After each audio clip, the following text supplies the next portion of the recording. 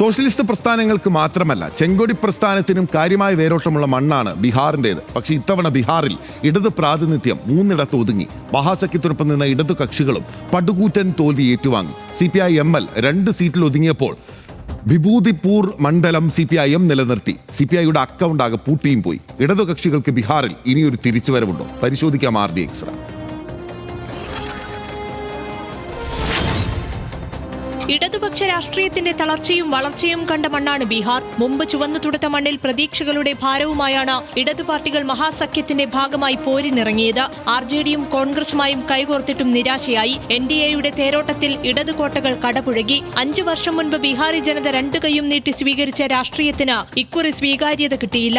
അടവും നയവും പാളി. വോട്ടെണ്ണലിന്റെ ഒരു ഘട്ടത്തിലും 2 അക്കം കടക്കാതിരുന്ന ഇടതു പാർട്ടികൾ വൻ തോൽവി തന്നെ ഏറ്റുവാങ്ങി. 2020 തെരഞ്ഞെടുപ്പിൽ 16 സീറ്റ് നേടിയെടുത്ത് ഇത്തവണ തലപൊക്കിയത് 3 ഇടത്ത് മാത്രം. 20 സീറ്റുകളിൽ മത്സരിച്ച ദീപാങ്കർ ഭട്ടാചാര്യയുടെ CPI-ML ജയിച്ചത് 2 ഇടത്ത്. 1.5 വർഷം മുൻപ് നടന്ന ലോക്സഭാ തെരഞ്ഞെടുപ്പിൽ 2 സീറ്റ് നേടി ഞെട്ടിച്ച CPI-MLനെ തേടിയെത്തിയത് ഞെട്ടിക്കുന്ന തോൽവിയാണ്.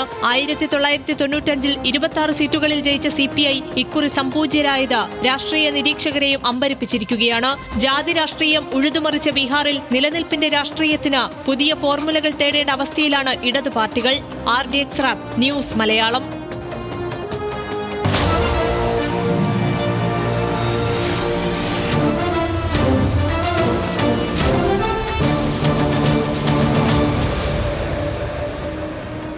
മഹാസഖ്യം തോറ്റമ്പയപ്പോൾ ഇടതിനും രക്ഷയില്ല എന്നുള്ളതാണ് വസ്തുത. ബീഹാറിൽ വമ്പൻ തോൽവിയെ ഏറ്റുവാങ്ങിയിരിക്കുന്നു ഇടതു പാർട്ടികൾ. കഴിഞ്ഞ തവണ 12 സീറ്റുണ്ടായിരുന്ന CPI-ML 2 സീറ്റിൽ ഒതുങ്ങി. 2020-ൽ 2 സീറ്റ് ലഭിച്ച CPI-Mന് 1 സീറ്റ്. സമ്പൂർണ്ണ തോൽവി ഏറ്റുവാങ്ങേണ്ടി വന്നു CPIക്ക്. ബീഹാറിൽ CPI സംപൂജ്യരാകുന്നത് വർഷങ്ങൾക്ക് ശേഷമാണ്. കോട്ടകളൊക്കെ പൊളിഞ്ഞുപോയി. ഇടതു കോട്ടകൾ പിടിച്ചെടുത്തത് BJPയും JDUവുമാണ്. CPI-M 2020-ൽ ജയിച്ച മാഞ്ചി സീറ്റ് പിടിച്ചെടുത്ത് JDU. CPI-M സ്ഥാനാർത്ഥി രണ്ടാമതായി. കഴിഞ്ഞ തവണ ജയിച്ച വിഭൂതിപൂർ CPI-M നിലനിർത്തുകയും ചെയ്തു. 2020-ൽ CPI ജയിച്ച ടെഗ്രായും ബക്രിയും പിടിച്ചെടുത്തത് ചിരാഗ് പാസ്വാന്റെ LJPയുമാണ്. എങ്ങനെ വോട്ട് ചോർന്നു എന്ന് പരിശോധിക്കാം. കഴിഞ്ഞ തെരഞ്ഞെടുപ്പിൽ അതിപിന്നാക്ക വിഭാഗങ്ങളുടെ വോട്ടുകൾ നേടാനായി ലോധ്, നിഷാദ്, കുശ്വാഹ, പസ്മന്ദ, മുസ്ലിം വോട്ടുകൾ നേരത്തെ സമാഹരിക്കാനായി ഇത്തവണ EBC ദളിത് വിഭാഗങ്ങളുടെ വോട്ടുകൾ NDA സഖ്യം പക്ഷെ തിരിച്ചു പിടിച്ചു. സാമൂഹിക ക്ഷേമ പദ്ധതികളും മഹാസഖ്യത്തിനെതിരായ തരംഗവും വലിയ തിരിച്ചടിയായി. പണവും പ്രശ്നമായി വന്നു എന്നുള്ളതാണ് വസ്തുത. ഇടതു പാർട്ടികൾ പ്രചാരണത്തിനടക്കം കാര്യമായ സാമ്പത്തിക ബുദ്ധിമുട്ടുണ്ടായി. NDAയുടെ പണക്കൊഴുപ്പിനൊപ്പം പിടിച്ചു നിൽക്കാനായില്ല. പ്രചാരണത്തെ സാരമായി ബാധിച്ചു. മഹാസഖ്യത്തിൽ കോൺഗ്രസിന് ലഭിച്ച പ്രാധാന്യം ഇടതു പാർട്ടികൾക്ക് കിട്ടിയുമില്ല. ഇടത് സ്ഥാനാർത്ഥികളുടെ പ്രചാരണത്തിന് സഖ്യത്തിലെ പ്രധാന നേതാക്കൾ എത്തിയില്ലെന്ന ആക്ഷേപവും അവിടെ നിലനിൽക്കുന്നുണ്ട്. സനീഷ്, ഒരു കാലത്ത് ഇടതു പാർട്ടികളുടെ വലിയ വിളനിലമായിരുന്നു. നമ്മൾ രാവിലെ പറഞ്ഞ പോലെ ലെനിൻഗ്രാഡ് ഓഫ് ഇന്ത്യ എന്നുപോലും വിശേഷിക്കപ്പെട്ട സ്ഥലമാണ് ബഗുസരായ്. കനയ്യകുമാറൊക്കെ വന്നത് ആ മണ്ണിൽ നിന്നാണ്. വലിയ തിരിച്ചടിയാണ് ഉണ്ടായിട്ടുള്ളത്. പക്ഷേ മഹാസഖ്യത്തിന് ഏറ്റ തിരിച്ചടിയുടെ ഭാഗമായി തന്നെയാണ് അതിനെ വിലയിരുത്തേണ്ടത്. പക്ഷേ കുറേ വർഷങ്ങൾക്ക് ശേഷം അവിടെ CPI സംപൂജ്യരായിപ്പോയി. CPI സംപൂജ്യരായതിനുള്ള കാരണം നമ്മൾ നേരത്തെ പറഞ്ഞു. അതിനകത്ത് കോൺഗ്രസ് 4 സീറ്റിൽ, അവരാകാത്ത സീറ്റിലാണ് മത്സരിച്ചത്. അതിൽ 4 സീറ്റിൽ കോൺഗ്രസ് പോയിട്ട് സൗഹൃദ മത്സരം എന്ന് പറഞ്ഞിട്ട് വോട്ട് ചോർത്തി.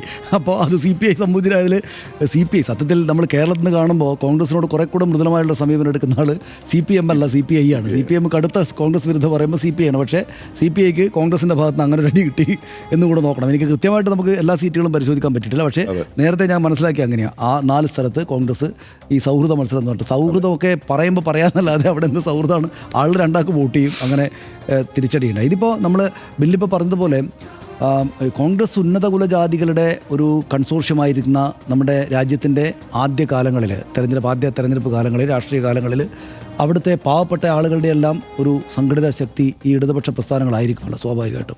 പിന്നീടാണല്ലോ സോഷ്യലിസ്റ്റുകൾ കുറെ കൂടെ ശക്തിയായിട്ട് കർപ്പൂരി താക്കൂറിനൊക്കെ ശേഷം ഇങ്ങോട്ടാണല്ലോ വരുന്നത്. അപ്പോൾ പോലും അവിടെ ഇടതുപക്ഷ പാർട്ടികൾ, പ്രത്യേകിച്ചും CPM-ഉം CPI കൂടുതൽ ശക്തിയുള്ള പാർട്ടിയായിരുന്നു. ML ലിബറേഷൻ എനിക്ക് തോന്നുന്നു 80-കൾക്ക് ശേഷമാണ് വന്നത്. അതായത് ഈ നമ്മുടെ നക്സൽ ബാരിയിലൊക്കെ കാര്യങ്ങളുണ്ടായപ്പോൾ അവിടെ ഈ ചാരു മജുംദാറിനോട് വിയോജിപ്പുണ്ടായിരുന്ന ഒരു വിഭാഗം പിന്നീട് 80-കൾ തൊട്ട് 70-കളിലൊക്കെ അവർ വലിയ കർഷക സമരത്തിൻ്റെ ഒക്കെ ആളുകളായിരുന്നു. 80-കൾ തൊട്ട് തെരഞ്ഞെടുപ്പിലേക്ക് തന്നെ വരാമെന്ന് കണക്കാക്കി തെരഞ്ഞെടുപ്പിലേക്ക് ഇറങ്ങിയിട്ട് ജനാധിപത്യ പാതയിലേക്ക് ഇറങ്ങിയാണ്. ഈ നമ്മുടെ ഇപ്പോഴത്തെ ലീഡർ ഭട്ടാചാര്യയാണ് അതിനെ ഇങ്ങോട്ട് കൊണ്ടുവന്ന്, അല്ലേ? ദീപാങ്കർ ഭട്ടാചാര്യ. അപ്പോൾ 2020-ൽ 19 സീറ്റിൽ മത്സരിച്ചിട്ട് 12 സീറ്റിൽ ജയിച്ചു. ML ലിബറേഷൻ 19 സീറ്റ് മത്സരിച്ചു, 12 സീറ്റ് ജയിച്ചു. 63% സ്ട്രൈക്ക് റേറ്റ് ഉണ്ടായിട്ട പാർട്ടിയാണത്. ഇത്തവണ ഞാൻ വിചാരിച്ചത് വലിയ മുന്നേറ്റം അവർ തിരിച്ചായിരുന്നുവെങ്കിൽ വലിയ മുന്നേറ്റം ഉണ്ടാക്കും എന്ന് തന്നെ വിചാരിച്ചാണ്. കാരണം അവരുടെ മേഖലകളിൽ അവർ അതിശക്തരാണ്, ഈ ML ലിബറേഷൻ. പക്ഷേ നമ്മളിപ്പോൾ കാണുമ്പോൾ നമ്മൾ കോൺഗ്രസിനെ കുറിച്ച് പറഞ്ഞതുപോലെ തന്നെ ഒരു പ്രശ്നമുണ്ട്. അതായത് ഇവർ അമ്പെ പരാജയപ്പെട്ട ഒരു സ്വീപ്പ് അങ്ങോട്ട് ഒരു കാറ്റടിച്ച് NDAയും നിതീഷ് കുമാറിനെയും നമ്മൾ ആദ്യത്തെ വിഷയത്തിൽ ചർച്ച ചെയ്തതുപോലെ പല കാരണങ്ങൾ കൊണ്ട് അവരങ്ങ് അടിച്ച് തൂക്കി കൊണ്ടുപോയി വമ്പൻ വിജയം നേടി. അപ്പോൾ സ്വാഭാവികമായിട്ടും ഉണ്ടാകാവുന്ന തിരിച്ചടി കുറച്ച് കനത്തതായിരിക്കും. ആ തിരിച്ചടി അവർക്കുണ്ടായി. ഈ തെരഞ്ഞെടുപ്പോടുകൂടി ഇടതുപക്ഷ പാർട്ടികൾ അപ്രസക്തരായി പോകും എന്ന് ഞാൻ വിചാരിക്കുന്നില്ല. കോൺഗ്രസിൻ്റെ കാര്യത്തിൽ ഉള്ളതിനേക്കാൾ കോൺഗ്രസ് ഒരു പക്ഷേ അപ്രസക്തരായി പോയേക്കാം. എന്തുകൊണ്ടാണെന്ന് വെച്ചാൽ കോൺഗ്രസിന് നമ്മൾ കാണുന്ന പോലെ ഇപ്പോൾ അവിടെ സംഘടനാ സംവിധാനമില്ല, എടുത്തു പറയാവുന്ന നേതാക്കളില്ല, വോട്ട് ബാങ്കുമില്ല. പക്ഷേ ഇവർക്ക് 4.27% വോട്ട് ഇപ്പോഴും ലെഫ്റ്റിന് 3 പാർട്ടികൾക്കുമായിട്ട് അവിടെയുണ്ട്. ഈ തെരഞ്ഞെടുപ്പിൽ നമ്മൾ ഒടുവിലത്തെ കണക്ക് കിട്ടുമ്പോൾ 4.64% 2020 എന്നുവെച്ചാൽ വളരെ ചെറിയ വ്യത്യാസം മാത്രമേ വോട്ട് ശതമാനത്തിൽ അവരെ വിശ്വസിക്കുന്ന വോട്ടർമാരുടെ എണ്ണത്തിൽ വളരെ ചെറിയ ഒരു ചെറിയ കുറവ് മാത്രമേ ഉണ്ടായിട്ടുള്ളൂ എന്ന് കാണണം. എന്ന് മാത്രമല്ല, നമ്മൾ ഈ ദീപാങ്കർ ഭട്ടാചാര്യ എന്ന് പറയുന്ന സംസ്ഥാന രാഷ്ട്രീയത്തിൻ്റെ ഹിന്ദി ചാനലുകളടക്കം ഇംഗ്ലീഷ് ചാനലുകളടക്കം അവരുടെ ഫോട്ടോകൾ വിന്യസിക്കുന്നതിൽ ഈ ഭട്ടാചാര്യ കൂടെയുണ്ട്. പിന്നെ ഈ ഡൽഹിയിലെ മറ്റ് സർവകലാശാലകൾ ഐസ അവരുടെ പ്രധാനപ്പെട്ട പാർട്ടി അവിടെയുണ്ട്. അപ്പോൾ സ്വാഭാവികമായിട്ടും ഈ ശതമാനം 3 പേർക്കും ചേർന്ന് അവിടെയുണ്ട്. CPIക്ക് പരാജയം ഉണ്ടായതിന് കാരണം ഇവർ ഈ സൗഹൃദ മത്സരം എന്ന് പറയുന്ന കോൺഗ്രസ് ഈ വേണ്ട മുന്നണി മര്യാദ കാണിക്കാത്തതുകൊണ്ടുണ്ടായ പ്രശ്നമാണ്. പിന്നെ വലിയ തിരിച്ചടി ഉണ്ടായതുകൊണ്ട് ആകപ്പാടെ പോയതാണ്. അതുകൊണ്ട് ഇടതുപക്ഷ പാർട്ടികൾക്ക് അവർക്കുണ്ടായിരുന്ന ശക്തിയിൽ നിന്ന് പിന്നോട്ട് പോകും എന്ന് ഞാൻ വിചാരിക്കുന്നില്ല. പക്ഷേ അതിനകത്ത് ഒരു പ്രശ്നം കൂടെയുള്ളത്, നിതീഷ് കുമാർ എന്താണ് ചെയ്തത് എന്ന് നമ്മൾ നേരത്തെ പറഞ്ഞല്ലോ. അതായത് അദ്ദേഹത്തിൻ്റെ കുർമി വിഭാഗം എന്ന് വെച്ചാൽ ബീഹാറിൽ എല്ലാവർക്കും അറിയാവുന്ന പോലെ, പ്രത്യേകിച്ച് ഇനി പറയേണ്ടതില്ല, പകൽ മുഴുവൻ ഈ ചർച്ച കണ്ട ആളുകളായിരിക്കും. പക്ഷേ ബീഹാറിൽ ജാതിയാണ് രാഷ്ട്രീയം. ജാതിയുടെ നേതാക്കന്മാർക്ക് മാത്രമേ രാഷ്ട്രീയ നേതാക്കളായിട്ട് വരാൻ പറ്റുള്ളൂ. അപ്പോൾ അങ്ങനെയാണ് യാദവ ജാതിയുടെ നേതാക്കളായിട്ടാണ് ഈ ലാലു പ്രസാദ് യാദവും ആ കുടുംബവും നിൽക്കുന്നത്. അങ്ങനെ ഓരോരോ ജാതിയായിട്ടാണല്ലോ അവിടെ കാര്യങ്ങളുള്ളത്. അതിനകത്ത് ജനസംഖ്യയുടെ 3% മാത്രമേ ഉള്ളൂ ഈ കുർമി വിഭാഗങ്ങൾ. പക്ഷേ ആ കുർമി വിഭാഗത്തിൽ എന്ന് വെച്ചാൽ ജാതി വലുതല്ലാത്തതുകൊണ്ട്, വലിയ ആൾക്കൂട്ടം ഇല്ലാത്തതുകൊണ്ട്, ജനസംഖ്യ ഇല്ലാത്തതുകൊണ്ട് സത്യത്തിൽ നിതീഷ് കുമാർ ചെറിയ നേതാവാകേണ്ടതാണ്. പക്ഷേ നിതീഷ് കുമാർ അവിടുത്തെ ഏറ്റവും വലിയ നേതാവാണ്. ഏത് ജനക്കൂടുതലുള്ള ആളെണ്ണം കൂടുതലുള്ള ജാതിയുടെ പിൻബലമുള്ള നേതാവിനേക്കാൾ വലിയ നേതാവാണ് നിതീഷ് കുമാർ എന്ന് വീണ്ടും തെളിയിച്ചല്ലോ. എങ്ങനെയാണത്? അദ്ദേഹത്തിൻ്റെ വോട്ട് ബാങ്കിനെ സൃഷ്ടിച്ചു. എന്താണത്? ജാത്യതീതമായിട്ടുള്ള സ്ത്രീ വോട്ടർമാരുടെ ബ്ലോക്കിനെ അദ്ദേഹം സ്വന്തമായിട്ട് സൃഷ്ടിച്ചെടുത്തു. ഇപ്പോൾ ഒഴിവായി നിന്നിരുന്ന ഒരു വോട്ട് ബാങ്കിനെ, ഈ EBCയെ, അതിദരിദ്ര വിഭാഗത്തെ അദ്ദേഹം ചില റിസർവേഷൻ സംഗതികളിലൂടെ ചേർത്ത് ഒറ്റ ബ്ലോക്കാക്കി എടുത്തിട്ട് അദ്ദേഹത്തിൻ്റെതായിട്ട് അത് കൈവശം വെച്ചിരിക്കുകയാണ്. ഇത് ഇടതു പാർട്ടികൾക്ക് കൊടുക്കുന്നൊരു സംഗതിയുണ്ട്. ഇപ്പോൾ അവർ ഈ സീമാഞ്ചൽ മേഖലയിലും പിന്നെ മറ്റൊരു മേഖലയിലും ഒക്കെ ആയിട്ടാണ് അവർ ഇടതുപക്ഷ പാർട്ടികൾ നിൽക്കുന്നത്. അവിടെ യഥാർത്ഥത്തിൽ ഇടതുപക്ഷ പാർട്ടികൾക്ക് മുമ്പ് രാജ്യത്ത് എല്ലായിടത്തും ഉണ്ട്.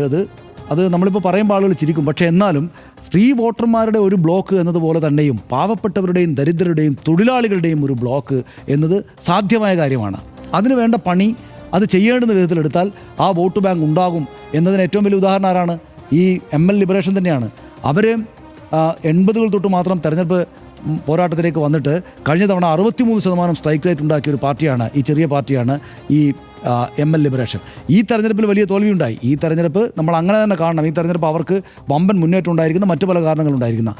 അപ്പോൾ ആവർത്തിച്ച് ഈ ബീഹാറിലെ പാവപ്പെട്ട മനുഷ്യർക്കിടയിലേക്ക് 10,000-1 ലക്ഷം രൂപയായിട്ട് അനുഭവപ്പെടുന്ന മനുഷ്യർക്കിടയിലേക്ക് 7% ജനസംഖ്യയുടെ 7%ന് പുറം സംസ്ഥാനങ്ങളിലേക്ക് പോയിട്ട് ചെറിയ പൈസക്ക് ജോലി ചെയ്യേണ്ടി വരുന്ന മനുഷ്യരുള്ള ഈ നാട്ടിലേക്ക്, അവിടുത്തെ ഏറ്റവും പ്രധാനപ്പെട്ട ഉപമുഖ്യമന്ത്രി ആയിരുന്ന ആളെ എനിക്കറിയില്ല എന്ന് പറയുന്ന 19 വയസ്സുകാരുള്ള ഈ നാട്ടിൽ ഇവർക്ക് ഒരുപാട് കാര്യങ്ങൾ ചെയ്യാനുണ്ട്. പോരാത്തതിന് സോഷ്യലിസ്റ്റ് പൊളിറ്റിക്സ് എന്നത് അവർക്ക് മനസ്സിലാകുന്ന പ്രത്യയശാസ്ത്രവുമാണ് ആ സംസ്ഥാനത്തിന്. അവിടെ ഇടതുപക്ഷ പാർട്ടികൾക്ക് ചെയ്യാനൊക്കെയുണ്ട്. ഈ തെരഞ്ഞെടുപ്പിൻ്റെ പരാജയം കൊണ്ട് എന്തെങ്കിലും കുഴപ്പമുണ്ടാവുക എന്നതില്ല. പക്ഷേ ഇടതുപക്ഷ പാർട്ടികൾ അങ്ങനെയല്ല. ഇപ്പോൾ ഉദാഹരണത്തിന് തന്നെ ആലോചിച്ച് നോക്കൂ. ഇവിടുത്തെ CPMൻ്റെ അഖിലേന്ത്യാ പാർട്ടിയാണല്ലോ CPI. അതെ, നമ്മൾ കേരളത്തിലാണ് CPMും CPIയും വലിയ പ്രബല ശക്തിയായിരിക്കുന്നത്.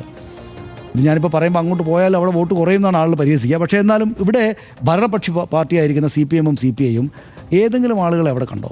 ഒരു പ്രചാരണത്തിന് 10 ആളുകളെ ചെന്നിട്ട് BJPയുടെ ആളുകൾ അവിടെ ഉറപ്പായിട്ടും ജയിക്കുമെങ്കിലും മലയാളികളടക്കമുള്ള BJPക്കാർ അവിടെ ഉണ്ടാവും, അല്ലേ? അപ്പോൾ ആ തരത്തിലുള്ള പണി, അതായത് അസാധ്യമായ സംഗതികൾക്ക് വേണ്ടി പോരാടുക എന്ന BJP ഒരു കാലത്ത് ചെയ്ത, BJP ഇപ്പോഴും അസാധ്യമായ സ്ഥലങ്ങളെന്ന് വിചാരിക്കുന്നിടത്തേക്ക് ചെന്ന് പോരാടുന്നത് പോലെയുള്ള കൺസിസ്റ്റൻ്റ് ആയിട്ടുള്ള വർക്ക് ഈ പാർട്ടികൾ നടത്തുന്നില്ല എന്നതുകൊണ്ടുകൂടി ആയിരിക്കണം എന്നാണ് എനിക്ക് തോന്നുന്നത്.